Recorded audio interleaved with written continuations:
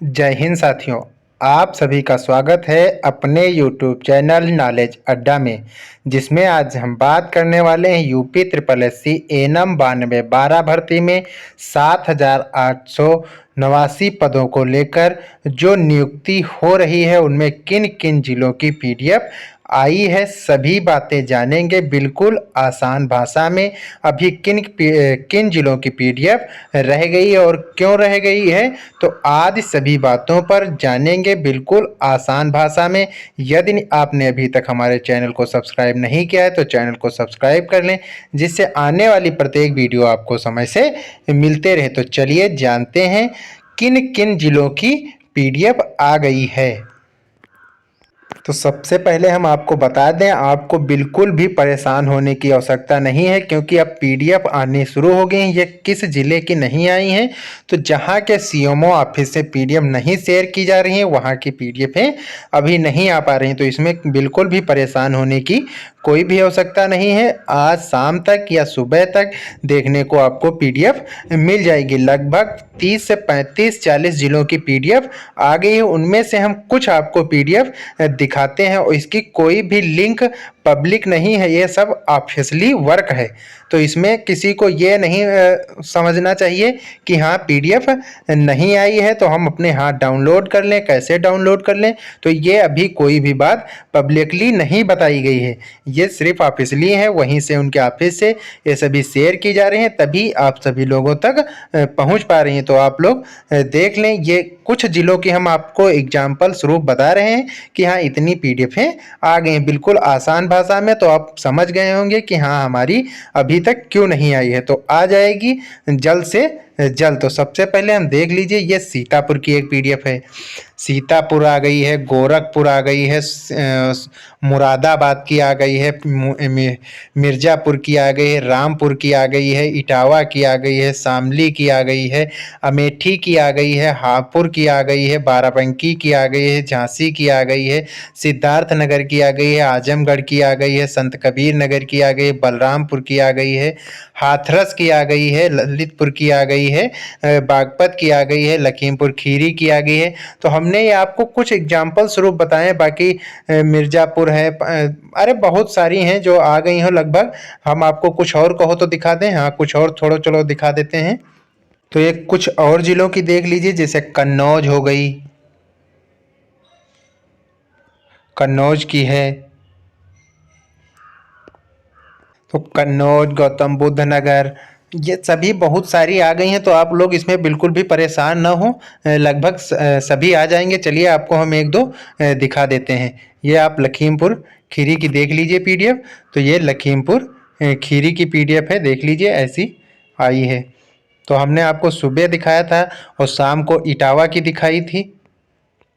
तो आप किस ज़िले के हैं कमेंट में बता देना। अगर यदि आपको नहीं मिली होगी तो हम आपको कोशिश करेंगे प्रदान करने की। आप इस नंबर पर अपना मैसेज कर देना, अगर जो यदि होगी तो भेज देंगे।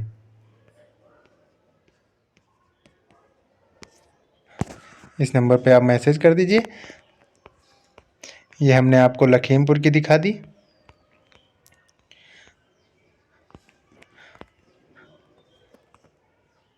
चलिए एक और PDF आपको दिखा देते हैं। ये बागपत की देख लीजिए, ये बागपत की भी है। ये बागपत की भी देख लीजिए।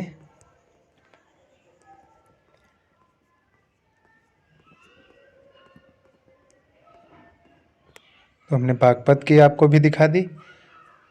चलिए एक और दिखा देते हैं आपको। आप ये ललितपुर की भी देख लीजिए PDF। तो ये ललितपुर की PDF है, आप इसके भी देख लीजिए। तो इसी तरह के PDF है। हमें आशा है कि आप लोगों को PDF अभी तक उपलब्ध हो गई होगी किसी न किसी माध्यम से, चाहे हमारे माध्यम से हो या किसी के माध्यम से। आप किसी ग्रुप में जुड़े होंगे, वहाँ से मिल गई होगी, कहीं ना कहीं से आपको PDF लगभग मिल ही गई होगी। तो चलिए जानते हैं और एक PDF जो आप लोगों के लिए महत्वपूर्ण है। क्या है प्रोग्राम की PDF, आप लोगों को वो भी PDF दिखाएंगे।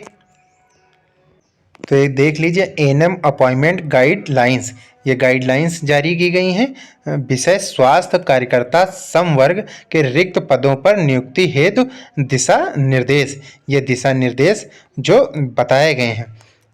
तो इसमें आप लोगों को देख लीजिए। अगर जो यदि पीडीएफ नहीं मिली हुई,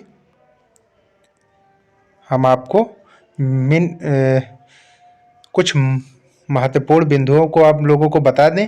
जैसे इसमें लिखा हुआ अन्य पिछड़ा वर्ग, अनुसूचित जाति एवं अनुसूचित जनजाति के नियुक्ति आदेश में क्रमिक अनुभाग शासनादेश संख्या इतने को 27 जुलाई 1991 के प्रस्तर के अनुसार इस आशय का स्पष्ट उल्लेख कर दिया गया है कि नियुक्ति अस्थायी है तथा जाति प्रमाण पत्रों को उचित माध्यम से सत्यापन किए जाने की शर्त है। तो इसमें आप लोगों को जाति प्रमाण पत्र अवश्य होना चाहिए।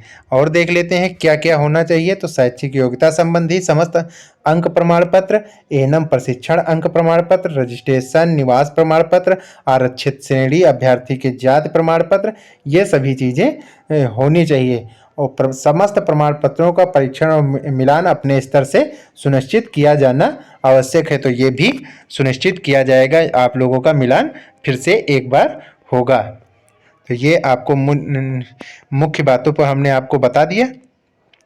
और इसमें देख लीजिए, नियुक्ति आदेश में निर्धारित परिवीक्षा अवधि 2 वर्ष का अंकन, यहाँ पे देख लीजिए लिखा हुआ है, 2 वर्ष का अंकन अवश्य किया जाए। 2 वर्ष के लिए ये सभी में लिखा होता है, तो इसके लिए आपको कोई परेशान होने की आवश्यकता नहीं है। दूसरी बात, अब इसमें लिखा पुलिस विभाग द्वारा अभ्यर्थी का चरित्र प्रमाण पत्र सत्यापित किया जाना, ये भी होगा। और चयनित अभ्यर्थी की नियुक्ति अस्थायी रूप से है, तो ये सभी में होता है 2 वर्ष के लिए। अगर जो आपने किसी कार्य में कुछ गलत किया तो वो आपको हटा भी सकते हैं, ये तो सभी में होता है, ये तो बिल्कुल कंपलसरी होता है। और फिर ये लास्ट बात है, साथ में झूठे प्रमाण पत्र दिए जाने के संबंध में भारतीय दंड संहिता के उपबंध में अंतर्गत कार्रवाई होगी। यदि आपने कोई डॉक्यूमेंट्स झूठे, गलत, फर्जी लगाए हैं तो उस पर भी आपकी एक कार्रवाई होगी, ये भी आपको बताया गया। हमें आशा है कि आपको ये बातें समझ में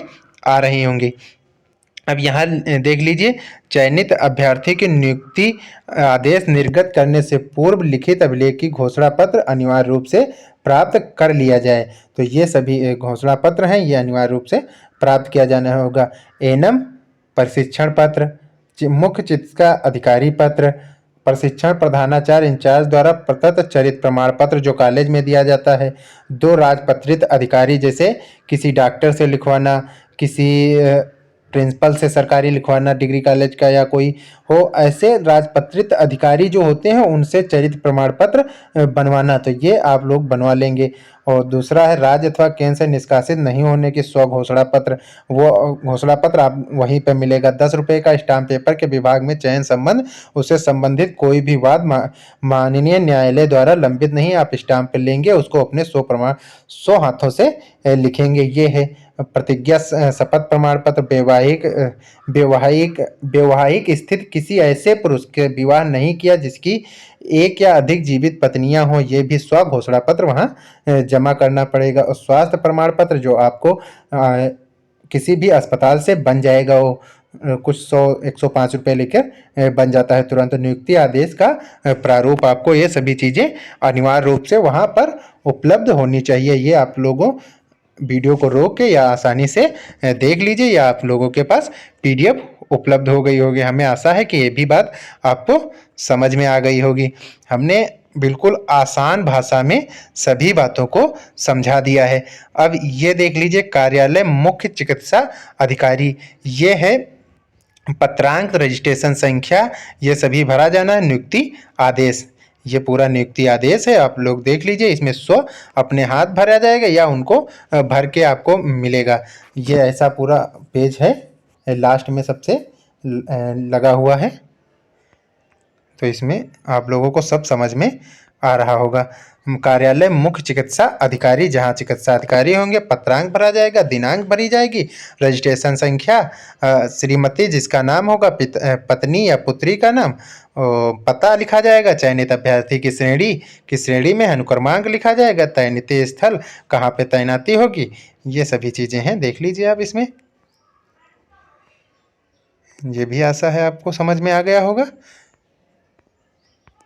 मुख्य चिकित्सा अधिकारी जनपद, ये सब साइन वाइन मोहर लगा के ये आपका नियुक्ति पत्र आदेश हो जाएगा। ये इस तरह से नियुक्ति पत्र आदेश हो जाएगा। दोस्तों, हमारा वीडियो कैसा लगा कमेंट में बताएं। यदि आपको किसी भी ज़िले की पीडीएफ अभी तक नहीं मिली है तो कमेंट में करिए। वैसे आशा है कि आप लोगों को पीडीएफ मिल ही गई होगी। ऐसी ही जानकारियों के लिए हमारे चैनल को सब्सक्राइब कर लें, जिससे आने वाली प्रत्येक खबर आपको समय से मिलती रहे। मिलते हैं अगले वीडियो में अगली जानकारी के साथ। ऐसी ही आसान भाषा में हम आपको हर प्रत्येक बात को समझाएंगे। आशा है हमें कि हम आप अपनी बात को समझाने में सक्षम रहे होंगे। कमेंट में बताना कि वीडियो कैसे लगी। धन्यवाद। मिलते हैं अगले वीडियो में अगली जानकारी के साथ। चैनल को सब्सक्राइब कर लें। धन्यवाद।